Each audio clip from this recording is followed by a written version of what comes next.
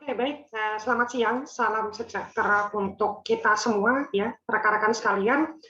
Terima kasih atas kesempatannya. Kita di kesempatan kali ini akan belajar tentang teknik dan manajemen proses. Nah, kita di teknik dan manajemen proses ini akan bicara tentang pengendalian proses dan juga nanti ujungnya ke manajemen keselamatan proses. Nah, kita di kesempatan kali ini, karena kita masih di awal, kita akan mengenal dulu tentang apa sih teknik dan manajemen proses itu ya, seperti apa, seluk-beluknya dari manajemen proses. Jadi sebenarnya kalau kita bicara teknik proses itu, ilmu ini sangat dekat sekali ya dengan ilmu teknik kimia ya. Jadi chemical engineering itu sebenarnya merupakan bagian dari ilmu teknik yang di dalamnya itu mempelajari mengenai proses. Tapi sebenarnya kalau kita bicara proses, tidak cuma dipelajari oleh orang-orang di latar belakang teknik kimia, tapi juga teknik industri juga belajar proses, teknik mesin juga belajar proses, bahkan di teknik sipil juga belajar proses. Jadi banyak sekali cabang-cabang ilmu teknik yang mempelajari mengenai proses. Cuma memang kalau kita bicara manufaktur, proses di dalam manufaktur itu memang banyak dipelajari di rumpun ilmu teknik kimia. Nah, jadi pada dasarnya kalau kita bicara teknik proses itu lapangan pekerjaan itu di plan.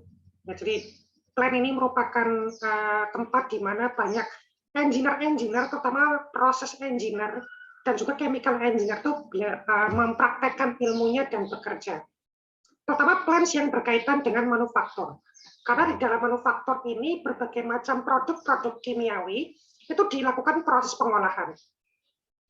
Sehingga di sini di dalam proses ini kita para engineer harus tahu tentang material-material atau bahan-bahan apa yang dipakai sebagai bahan baku ya, material apa yang dipakai sebagai bahan baku, kemudian melibatkan bahan-bahan apa lagi ya, terutama bahan-bahan alam, bahan-bahan kimiawi, apa sih yang terlibat di dalamnya.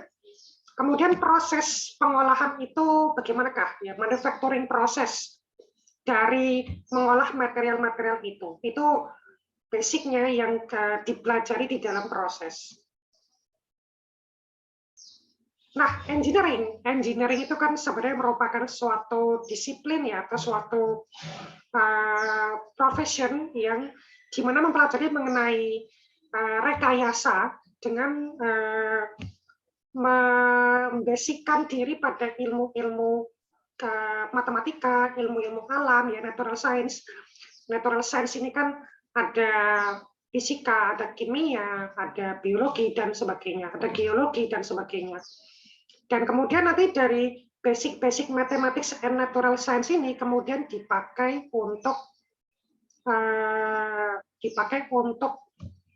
mempraktekkan proses-proses manufaktur yang ergonomis, yang ekonomis, sehingga kemudian bisa menghasilkan suatu barang, suatu output. Jadi kalau kita bicara chemical engineering, ini adalah suatu cabang ilmu yang mengkombinasikan antara matematika, fisika, kimia, kemudian biologi. Jadi memang di sini kita belajar kalau kita belajar proses ya, kita perlu basic fondasi kuat antara matematika, kimia, fisika, dan biologi. Jadi kalau semisal ada yang mengatakan wah di teknik proses atau teknik kimia itu basicnya hanya kimia aja yang penting, ya itu salah. Karena juga malah di situ fisikanya banyak, malah di situ juga ada biologinya. Bahkan juga matematika sebagai pendukung dasar dari seluruh ilmu teknik juga terlibat di situ.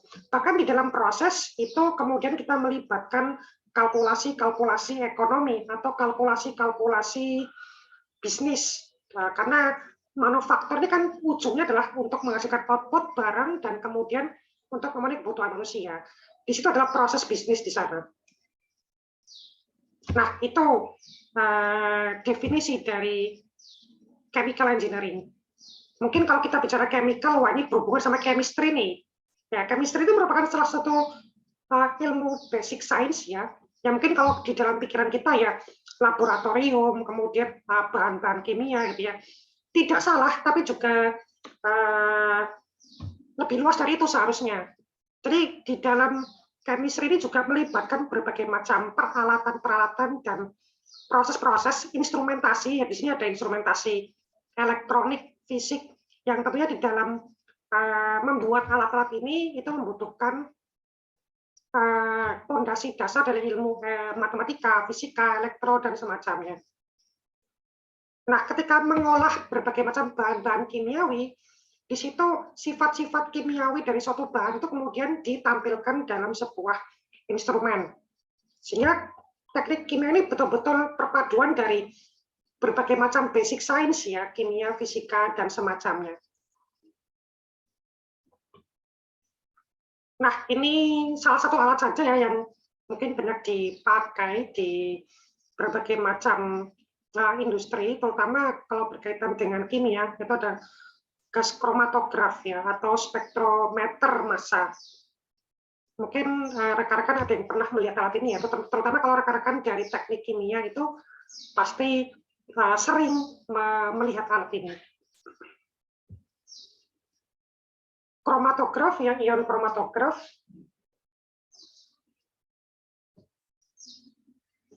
Jadi yang kita lihat barusan itu adalah instrumentasi.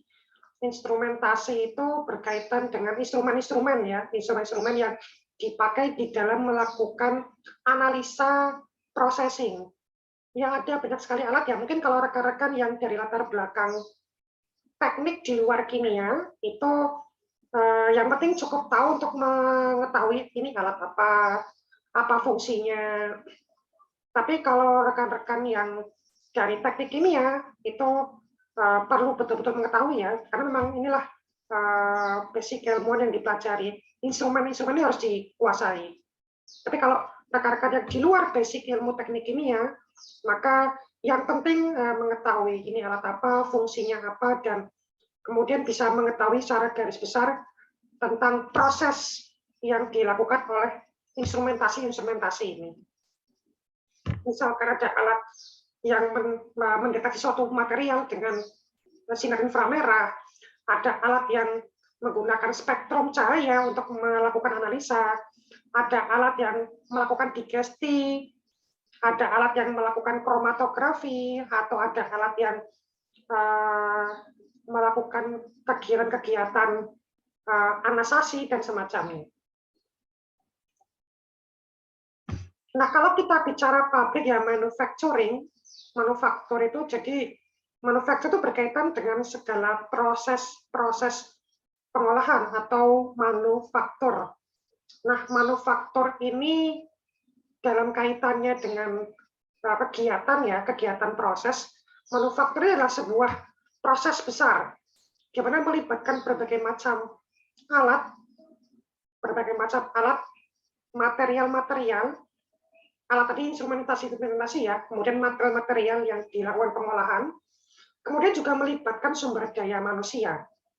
Nah, sumber daya manusia itu yang kemudian menggerakkan sebuah sistem, atau misalkan mengawasi sebuah sistem, mengendalikan sebuah sistem.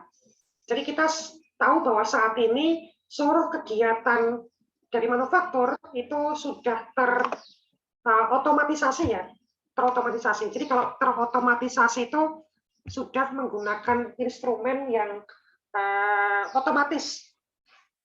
Nah, instrumen yang otomatis itu yang kemudian berjalan secara otomatis, tetapi tetap dikendalikan oleh manusia.